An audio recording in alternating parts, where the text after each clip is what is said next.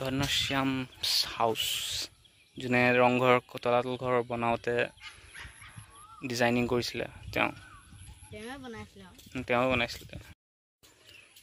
ঘৰটো অলপ বেকা হৈ গৈছে বিকজ ৱেইট বহুত হয় ন এইবোৰ যোনটো এইটো আগৰ আৰ্কিটেক্সাৰবোৰ।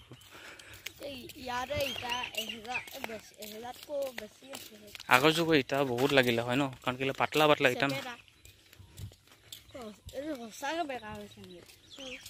বেকা হৈ গৈছে। তুমি এইটো গৈ আছো সোমাই গৈছে এক চাইড, এইটো সোমাই গৈছে বেকাকে।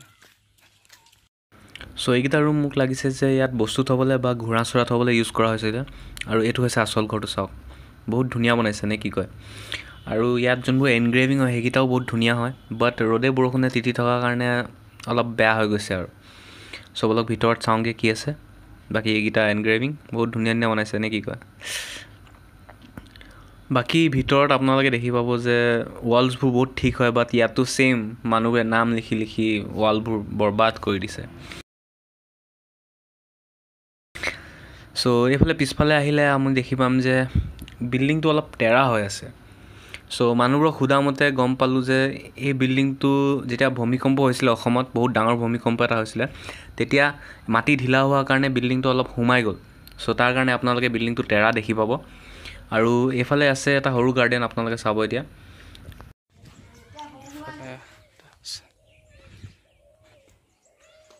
ইয়াতো নাম লিখি লিখি চব ৱাল লেতেৰা কৰি দিছে। আগৰ যুগৰ বস্তু প্ৰিজাৰ্ভ কৰা বদলি চব মানুহবোৰে। এইটো এটা হাফ কনষ্ট্ৰাক্টেড এৰিয়া।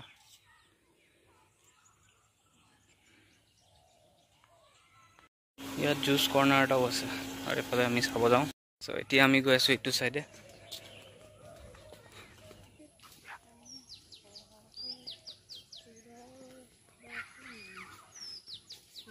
কপৌ চৰাই বহি আছে ইয়াত পিছফালে। এইটো দেখিছে তাত মাছ আছে সোমাই গ'ল। ইয়াত ডাঙৰ দেখিছে, আহিছে আহিছে দেখিছ দেখিছ দেখিছ এইটো সেইটো ডাঙৰ চা, এইটো চা তলত এইটো মাছ ডাঙৰ মাছ।